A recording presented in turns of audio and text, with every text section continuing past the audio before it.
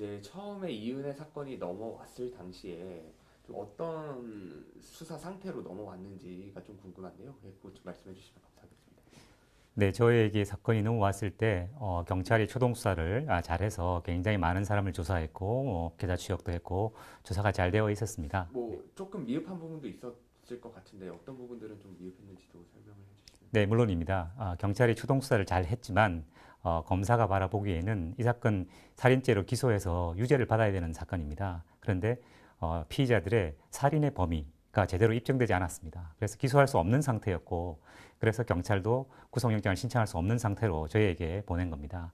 저희가 이 사건에 대해서 어, 철저히 검토를 해보니까 이 굉장히 신체 접촉이 없는 특이한 종류의 살인 사건이었습니다. 이 사건의 살인의 범위를 입증하려면 면밀하게 재조사를 해야 되는 상황이었고, 그래서 저희가 검사들하고 모여서 회의를 한 다음에 수사팀을 편성했습니다. 부장검사 1명과 검사 2명, 그리고 수사관 4명, 총 7명의 수사팀을 만들어서 6개월 동안 집중적으로 수사를 했고, 그 과정에서 네, 압수수색 영장도 30여 차례 청구하고 현장 검증도 해보고 관련자들 수십 명을 조사했고 굉장히 많은 전문가들에게 또 감정 의뢰를 했고 네, 철저히 수사를 했습니다. 수사를 하는 상황에서 이은혜가 이제 도주를 하지 않습니까? 네, 그거는 혹시 예상을 못 하셨던 부분인 건지도 좀 궁금합니다. 예. 네, 그 피의자들이 한 30여 대의 데이터 포렌식 기기를 압수당한 상태였고 저희가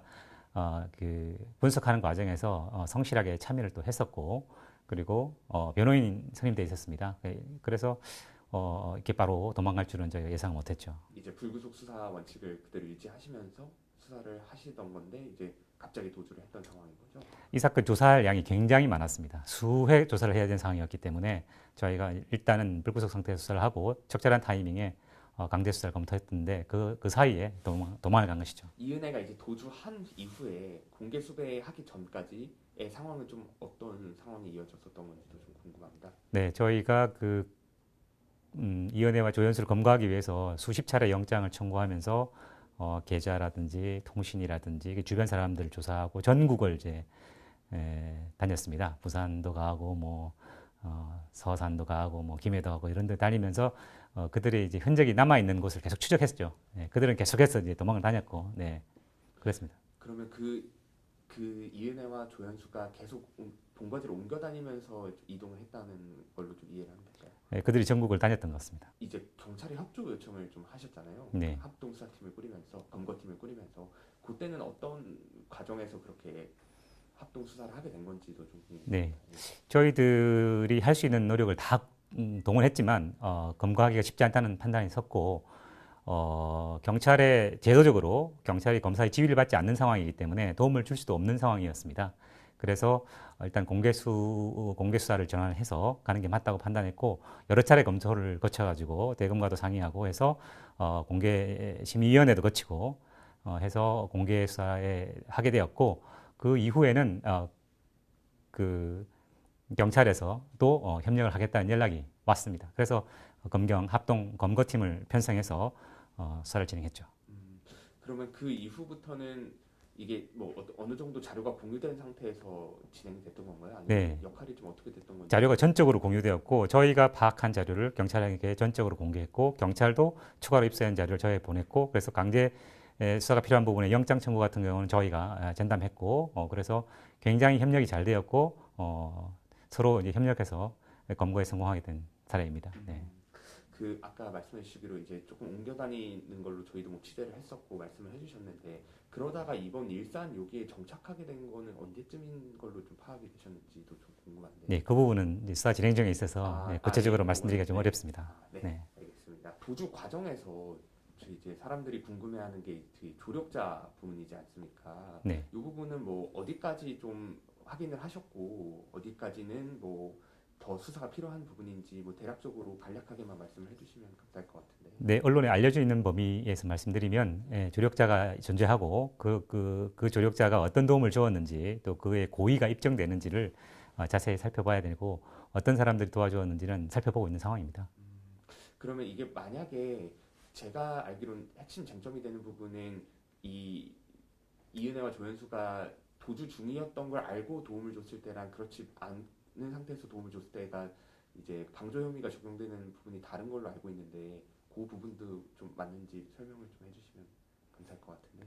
네, 그건 좀 범죄자라는 원론적으로 사실을 알고 도움을 주어야 저희가 처벌할 수 있고, 뭐 어떤 상황인지 모르고 타인에게 도움을 주었다고 해서 바로 처벌할 수는 없는 것입니다. 이게 오히려 검거 과정에 있어서는 뭐 경찰의 역할이 컸다는 뭐 일각의 얘기도 있는데 이런 그런 부분에 대해서는 좀 어떻게 평가를 하시는지 바라보시는지. 경찰이 도움을 준 것은 확실하고, 그리고 중요한 정보를 저희도 많이 가지고 있었고, 서로가 철저히 정보를 공유하면서 네, 검거를 위해서 노력했고, 네, 그런 것 같습니다. 첫 번째 이제 살인미수 혐의가 적용됐던 게 2019년 2월달에 그 보거피를 가지고 살해를 시도했던 그 시점으로 알고 있는데 그 당시에 그 가장 이 명확하게 이 보거피로 살해를 하려고 했다는 정황을 찾은 게 어떤 증거들이 있었는지 그리고 네. 당시 어떤 정황에서 그런 살해 시도가 이루어졌는지 좀 궁금합니다.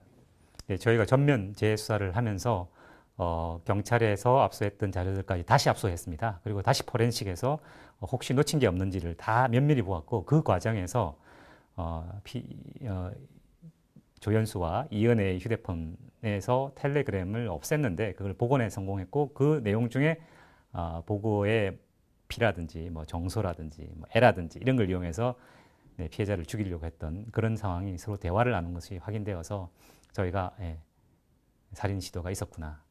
그리고 그 시기에 보험이 실효되었는데 살린 다음에 살해 시도에 이르렀구나.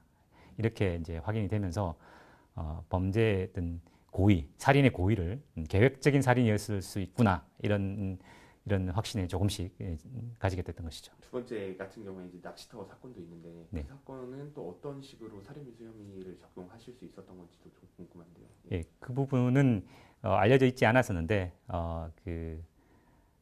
저희가 그 첩보를 통해서 네, 뭐 이렇게 어떤 방송에 누군가가 이렇게 물에 빠뜨렸다 그러면서 이제 내가 구해줬다 뭐 이런 이야기를 한 게 있다는 정보를 입수하고 뭐 해당 방송사의 녹음 파일을 확보해서 영상 파일을 확보해서 분석해 보니까 네. 이때 이런 일이 있었구나를 확인했고 그 장소를 특정하는 게 굉장히 중요했었는데 그 관련자들이 함께 모여 있는 장소를 특정하기 위해서 통신 수사를 통해서 이렇게 용인 쪽에 있는 모 저수지를 확인하고 수해 답사를 해서 그들이 그곳에서 그 범행 시도 2차 살해 시도를 했다는 것을 확인할 수 있었습니다. 그리고 그 시도 역시 보험이 만료되었는데 지인에게 돈을 빌려서 보험을 살린 다음에 살해 시도가 있었다. 그걸 확인할 수 있었죠. 이 외에도 지금 이은혜와 조연수에 관한 루머들이 굉장히 많은 상황입니다. 뭐 이게 정확한 정보든 아니든 근데 예를 들어서 그 성형수술 뭐 시도했다는 요 의혹에 대해서는 좀 지금까지는 어떻게 파악을 하고 계신지 네. 궁금한데. 구체적인 수사 상황에 대해서는 좀 말씀드리기는 어렵습니다. 네. 뭐 어쨌든 피의자 인권도 있고, 예. 네. 하지만 뭐 네. 어느 정도 그래도 인지는 하고 그 부분도 들여다보고 계신 거는 맞는 상황. 그 부분에서 말씀드리기 좀 어렵습니다. 네. 네. 그리고 뭐 도주 중에 여행을 했다는 지금 얘기도 있는데 그 네. 부분은 사실 많은 언론에서 확인이 된 부분이긴 하더라고요. 근데 혹시 그런 루머에 대해서도 조금 말씀해 주실 수 있는 부분이 있으신지. 도피라고 보아야 될지 여행이라고 보아야 될지 모르지만 하여튼 저희는 도피 행각을 추적했을 뿐입니다. 아까 말씀하셨던 것 중에 이제 이렇게 전국을 다니면서 조금 처음에 이렇게 도주를 해왔는데 그 당시에도 조력자들이 좀 있었을까요? 그 처음 도주하는 과정들에서도. 네. 그런 부분도 말씀드리기 좀 어렵습니다. 이제 뭐 전반적으로 이 이은혜 사건을 한번 총평을 해주시면 일단 이은혜 사건만 이게 어떤 점에서 좀 특이한 사건이었고 어떻게 좀 바라보셨었는지를 좀 말씀을 해주시면 좋을 것 같습니다. 네, 이연의 사건은 말씀드렸다시피 신체 접촉이 없이 피해자가 사망한 살인 사건입니다. 그래서 고의를 입증하기가 굉장히 어려웠습니다. 경찰 단계에서 고의 입증이 실패했고 검찰 단계에서는 여러 명의 수사관들과 검사가 투입되어서 6개월 동안 노력해서 겨우 그들이 1차, 2차 살해 시도 이후에 3차 시도에서 성공했다는 사실을 밝히면서 살인의 어떤 범위가 입증이 된 것이죠. 그것은 경찰 단계에서 하기가 굉장히 어렵습니다.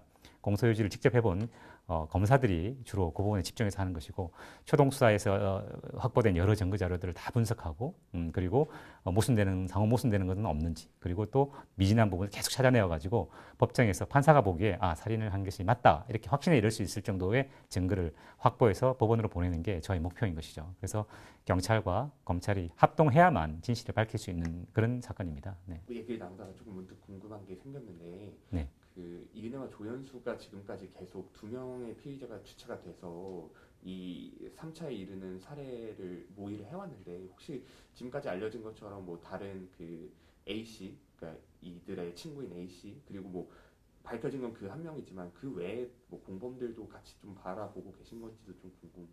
저희는 모든 것을 열어두고 공범이 있는지 그리고 그들의 어떤 조력이 어느 정도인지를 확인하려고 최선을 다하고 있습니다. 어쨌든 오늘 구속영장이 뭐 방송이 나가는 시점이면 발부가 됐을 텐데 뭐 예상하자면 근데 앞으로 그러면 이제 구속영장이 발부되고 수사의 방향성은 좀 어떤 식으로 잡고 계신지도 좀 궁금합니다.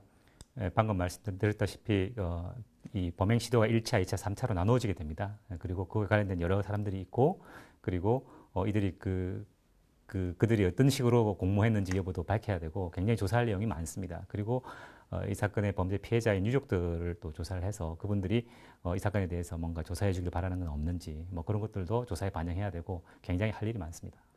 그래도 뭐 방향성을 크게 뭐 한두 가지 정도로 이렇게 나눠서 말씀해 주시면 이해가 더 쉬울 것 같은데 네. 뭐 굳이 나눠본다면 어떤 방향성들이 있을까요? 수사하는 데 있어서.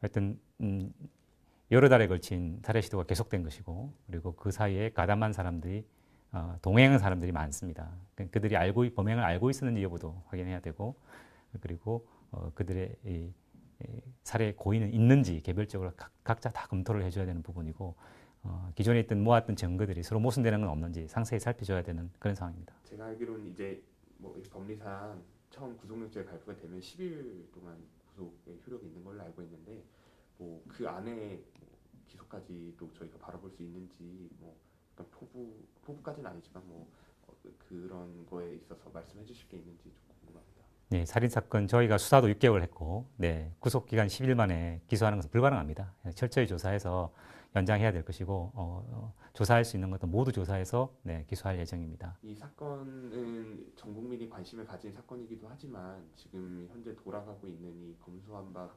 전국에서도 굉장히 상징적인 사건으로 저는 생각이 되는데요.